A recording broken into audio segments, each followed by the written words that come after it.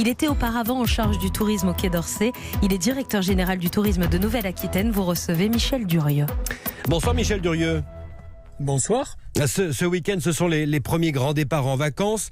Il faut le rappeler, le tourisme, c'est 2 millions d'employés. Dans quel état d'esprit sont-ils, ces employés, ceux que vous rencontrez sur le terrain ?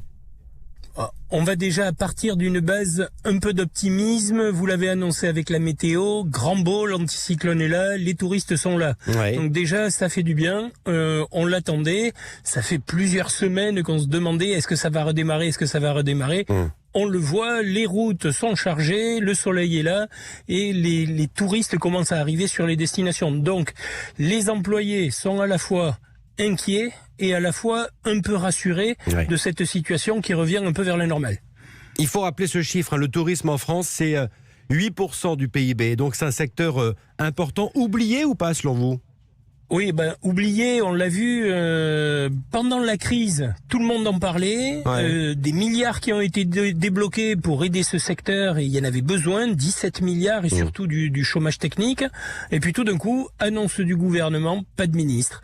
On aurait pu imaginer un ministre délégué auprès du ministre des Affaires étrangères pour être en charge du tourisme et avoir la force de la diplomatie du ministère des Affaires étrangères pour relancer la machine. Mais des secrétaires d'État vont on être aura un nommés. secrétaire d'État, Voilà, Jean-Baptiste Lemoyne, certainement. Ouais. Donc il vous faut un ministre, mais ça c'est une question de jour, un secrétaire d'État. De l'argent, il y en a aussi. Cette nuit, il y a eu un troisième budget de crise qui a été adopté à l'Assemblée, avec de l'argent aussi pour le tourisme. Oui, mais il en faut beaucoup. Parce que globalement, le tourisme, vous l'avez dit, c'est 2 millions d'emplois, c'est même beaucoup plus, parce que ça a toujours été sous-estimé. On le voit bien, on se rappelle maintenant que l'aéronautique, les avions sont pleins de touristes, et que c'est pour ça que Airbus, maintenant, va devoir en produire 40% de moins, parce qu'il n'y a plus de touristes. Donc là, il y a des budgets, mais les difficultés des entreprises, il faut y penser, ça sera en septembre-octobre, que les petites entreprises du tourisme, elles sont nombreuses. C'est ça, c'est que les effets seront durables et étalés dans le temps. C'est ce que vous nous dites ce soir. C'est ça, et ça va être très compliqué. Et c'est pour ça qu'il va falloir des moyens pour pouvoir les accompagner jusqu'à 2021, la saison suivante, pour qu'ils puissent récupérer de la trésorerie et des fonds propres. Michel Durieux, la tendance de cet été, ce sont quoi ? Des départs au dernier moment ? C'est ça en France principalement, bien évidemment ? On le voit, les Français attendent la météo, pratiquement du vendredi soir pour savoir ce qu'ils vont faire la semaine suivante. Donc oui, pratiquement 25% des gens attendent la semaine avant le départ pour réserver. On regarde la question sanitaire, on regarde la météo et on part au dernier moment. Ils partent en France. Très majoritairement cette année, plus de 90% des touristes français resteront en France. Donc on a cette angoisse un tout petit peu de dernière minute. Ouais. On le voit quand même, ça se remplit maintenant. Et pour les professionnels, ça veut dire qu'ils naviguent à vue finalement ? Totalement à vue sur l'occupation, totalement à vue sur les prix. Donc en dernière minute, on a l'habitude de prix qui baissent. Là, ils montent pour pouvoir se récupérer un tout petit peu. Donc là, il y a une mini angoisse dans le fonctionnement.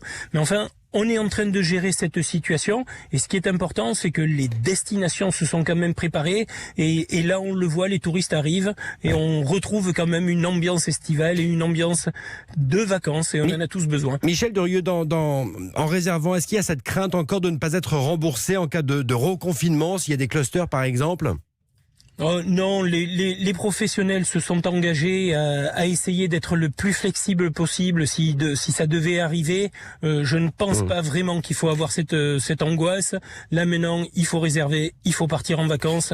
Profitons de ce moment un tout petit peu de répit. Ouais. Alors en même temps, il faut penser à ces Français qui ne vont pas pouvoir partir en vacances. Bien sûr, parce que c'est quoi ? La situation économique est terrible. C'est quoi ? C'est 15 à 20% du budget des Français, théoriquement, qui va dans les loisirs, dans les vacances. Vous sentez tout à fait, ça correspond à la différence du chômage technique. Ouais. Il y a des conséquences pour vous les remarquez sur le terrain concrètement ? Nous, on le ressent. Il y a des familles qui ne peuvent pas partir en vacances. Eurostat dit 28% normalement. On va avoir à peu près 40% cette année de personnes qui vont pas pouvoir partir en vacances. En Nouvelle-Aquitaine, le président Alain Rousset de la région avec le secrétaire d'État Jean-Baptiste Lemoyne et l'État ont mis en place des chèques vacances pour aider les familles qui ont un coefficient familial entre 600 et 900 pour leur donner des chèques entre entre 200 et 400 euros pour pouvoir partir en vacances, parce que c'est ces familles qui vont avoir ces difficultés, et c'est ces familles qui vont manquer sur nos destinations, parce qu'habituellement elles restent en France déjà en dehors de la crise de cette année. Michel Durieux, la tendance, elle est aussi à des séjours plus respectueux de l'environnement, des séjours verts? Oui, alors le prix reste quand même encore un critère très important. Après, on recherche de l'espace, on recherche de la distanciation, on recherche de la nature. Bien sûr. Donc là, les destinations intérieures sont en train de fonctionner. Elles sont en train de rattraper leur retard, comme en Dordogne, qui avait normalement beaucoup de touristes étrangers. Mais vous avez par exemple le Limousin avec le lac de Vassivière, où il y a beaucoup de gens qui viennent maintenant, les Pyrénées. Donc toutes ces destinations intérieures qui font le plein maintenant et sur lesquelles on va avoir de nouvelles vacances, nature, et ça risque d'être une tendance pour les prochaines années. Et il faudra du coup que le secteur se remobilise, se réinvente finalement. Il va falloir d'abord observer. Ouais. Qu'est-ce que vont vouloir les touristes dans les prochains mois, dans les prochaines années? Quelles seront les attentes? Est-ce que le prix et le divertissement vont rester encore des critères importants? Est-ce qu'on va rechercher du local, de l'expérience? C'est ce qu'on dit depuis plusieurs années. Puis ce tourisme durable. Alors dans durable, il y a environnement, mais il y a aussi modèle économique et il y a aussi le social. Donc c'est tous ces paramètres qu'il va falloir travailler et il va falloir réfléchir et il faut le faire pour pouvoir transformer notre tourisme et l'adapter à la demande. Michel Durieux, directeur général du tourisme de Nouvelle-Aquitaine, merci à vous. Je rappelle que vous publiez l'après-tourisme et humanité aux éditions du Cherche Midi. Grand merci à vous. Merci beaucoup. Europe 1.